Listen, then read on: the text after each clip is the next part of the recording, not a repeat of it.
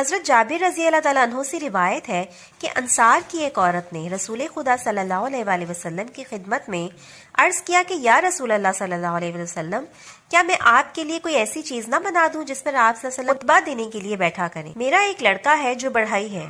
हुजूर सल्लल्लाहु अलैहि वसल्लम ने फरमाया कि अगर तू चाहती है तो बनवा दे। बस इसने हुजूर सल्लल्लाहु अलैहि वसल्लम के लिए एक मिंबर तैयार करवाया। इससे पहले हुजूर सल्लल्लाहु अलैहि वसल्लम खजूर के एक तने से टेक लगाकर खुतबा दिया करते थे। फिर जब जुमे का दिन आया और हुजूर सल्लल्लाहु अलैहि वसल्लम खुतबा देने के लिए इस पर बैठे जो बनाया गया था, तो खजूर का वो तना जिसके पास हुजूर सल्लल्लाहु अलैहि वसल्लम खुतबा दिया करते थे चीखने लगा, यहाँ तक करीब था कि फट जाए।